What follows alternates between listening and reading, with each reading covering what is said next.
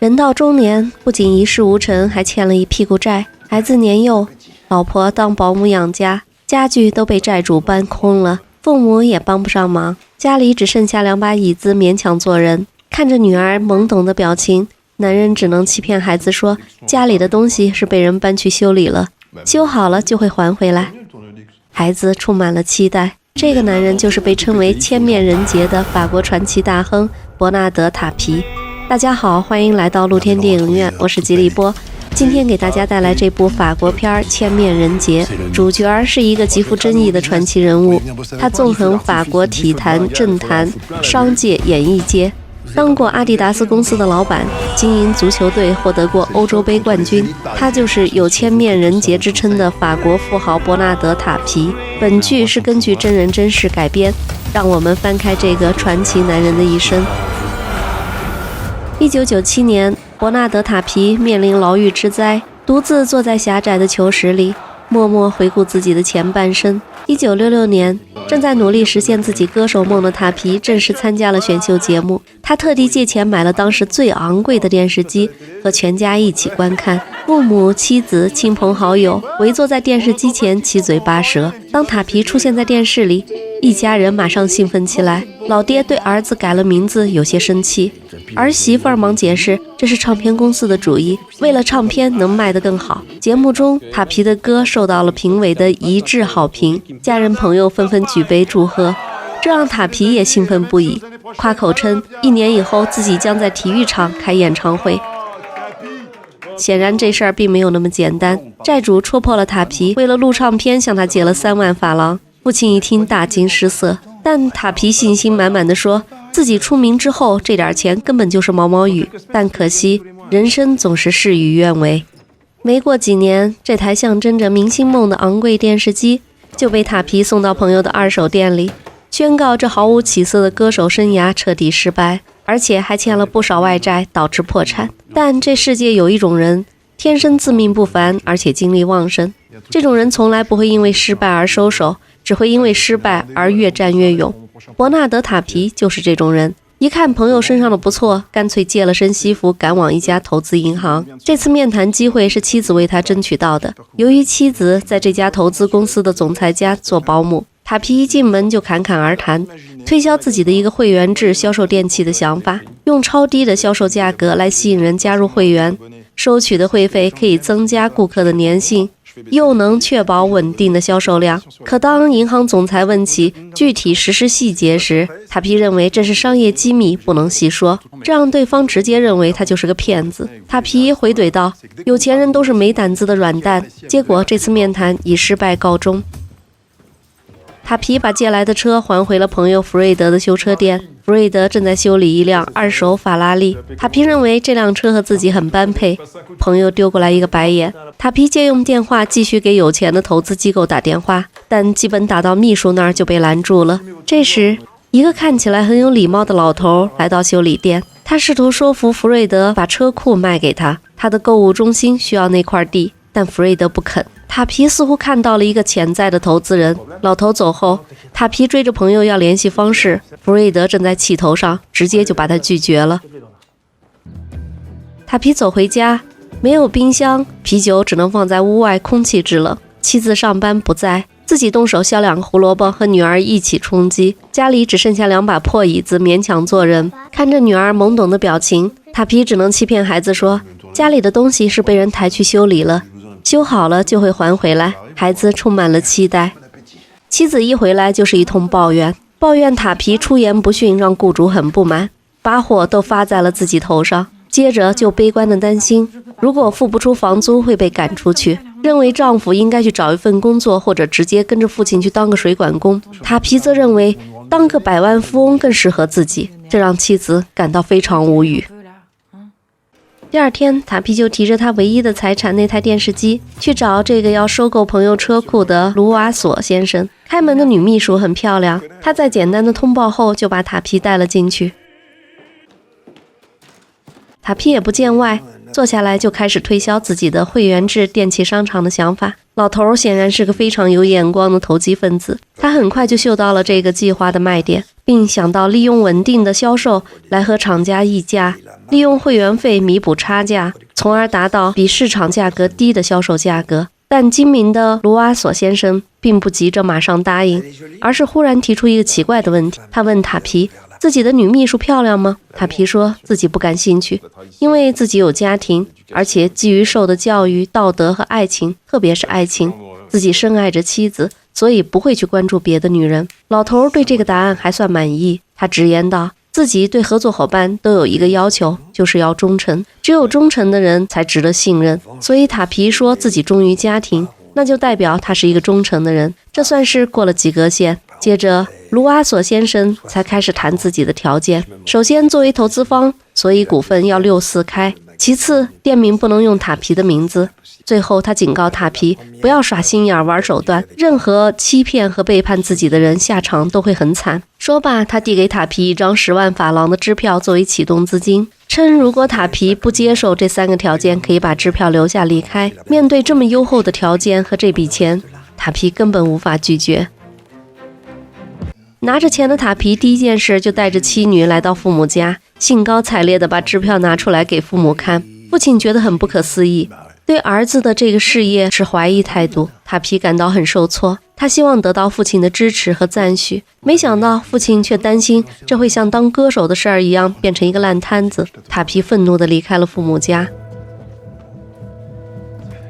刚回到家，妻子就来泼凉水，他询问塔皮是否真的要冒险，如果失败了，这10万将会成为新的债务，这让塔皮备受打击。他告诉妻子现在马上就要咸鱼翻身了，但妻子却提起塔皮，他一会儿想当飞行员，一会儿是歌星，一会儿要卖三明治，到最后不仅空欢喜一场，更是债台高筑。现在又要开电器商场，打造什么电器商业帝国，自己只是一个普通人，想过普通人的生活，不想爬上什么人生巅峰，害怕爬得越高摔得越惨。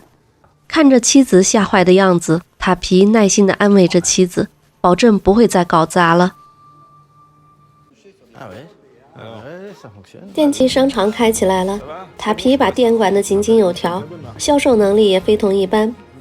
每隔一段时间，罗阿索先生的女秘书就会来收账，两人见面频繁。这天，女秘书多米尼又来收钱，她拿出自己在唱片店买的唱片，请塔皮签名。这张唱片正是塔皮借钱出的那盘专辑《通往太阳的车票》。多米尼说这盘专辑非常好听，自己很喜欢。这一下就戳中了塔皮的内心，让他想起曾经那个年轻充满理想的少年，突然害羞了起来。多米尼接着提到卢阿索很欣赏他，自己也觉得塔皮很有才能，把店里管理得很出色，言语真诚。塔皮努力掩饰着自己内心的小鹿乱撞。把女人送走后，他犹豫着，多米尼让他有种心有灵犀相见恨晚的感觉。他鼓起勇气追了出去。塔皮邀请女人一起午餐，餐桌上他说起自己选秀的乐子，多米尼则说起自己曾经学过舞蹈，但现在只想过阔太太的生活。他认为塔皮和那些富人很不一样，那些富人从来不和女人谈生意，但塔皮什么都谈，而且他拿叉子的姿势也不对，一副特立独行、桀骜不驯的样子。就这样，两人度过了一个愉快的中午。塔皮的生活随着电器商场的顺利经营而开始蒸蒸日上，家里又重新回到门庭若市的样子。朋友们到家里来聚餐，妻子满脸微笑，温柔体贴。这一天，卢阿索先生忽然亲自来到店里，要找塔皮谈谈。他表示自己会新开几个电器店，但是并不打算交给塔皮管理，因为他发现塔皮并不像他说的那样忠诚。老头问塔皮是不是和自己的女秘书吃了午饭，塔皮无法否认，他狡辩着是有事儿相商。老头严厉地警告他，谁是投资人谁说了算，想要这个饭碗就要绝对的忠心，不仅不能吃里扒外，更不能挖墙脚。塔皮强忍着不爽答应下来。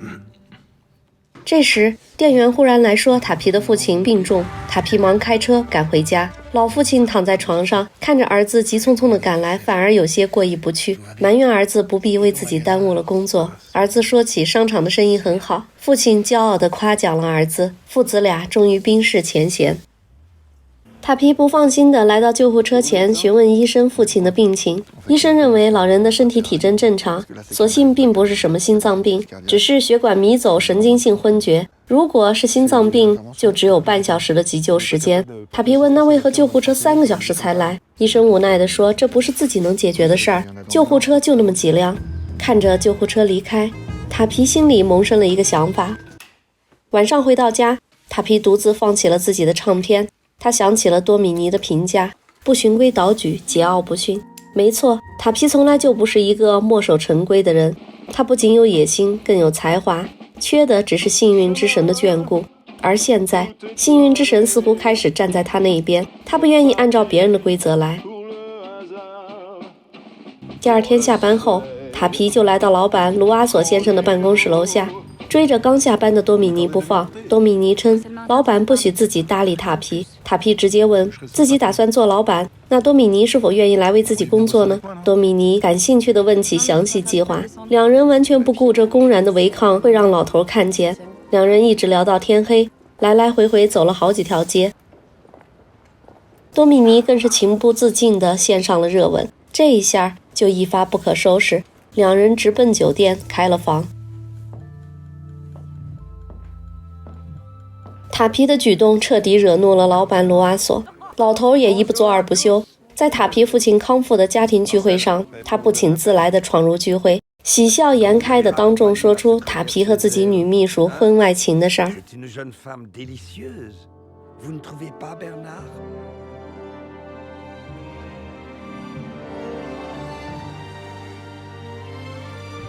好的，剧情就介绍到这里。伯纳德·塔皮于1943年出生在巴黎郊区贫民区的一个工人家庭，祖父是铁路工人，父亲是个水管工。塔皮也没有受过什么高等教育，但天生不安分的他并没有被这些出身学历所累，抓住时机让自己一举成为跻身法国富豪榜前20的富豪。他曾收购阿迪达斯，成为阿迪达斯公司的总裁。他的自行车队获得2次环法自行车赛冠军。他担任马赛奥林匹克足球俱乐部主席期间，带领马赛队获得5届法国冠军、2届欧洲杯冠军。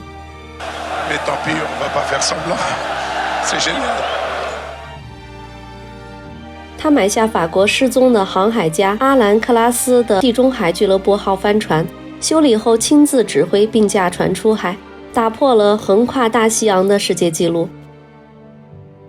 继而又进入政坛，曾担任皮埃尔·贝雷格沃伊政府的城市事务部长。除此之外，他还拍过电影，主持过节目，登台表演过戏剧，出过3张专辑，当过赛车手和飞行员。但是在马赛队期间，他因操纵球赛被取消了1届法国联赛的冠军，球队被降为乙级队。他安排人往对手球员的饮料里下麻醉剂，以及从商期间，他因虚假广告、用欺骗的方式低价收购等非法手段，这些塔皮为了达到目的不择手段的做法备受争议。但无论如何，他是一个魅力仅次于阿兰·德龙的法国男人，是唯一一个同时征服巴黎和马赛2个城市的男人。2018年，当塔皮被查出患有胃癌和肠道癌，面对死亡时他说，对我来说，死亡是生命的祝圣礼，而且当你打破过大西洋帆船赛纪录，赢得过环法自行车赛冠军、欧洲冠军杯冠军，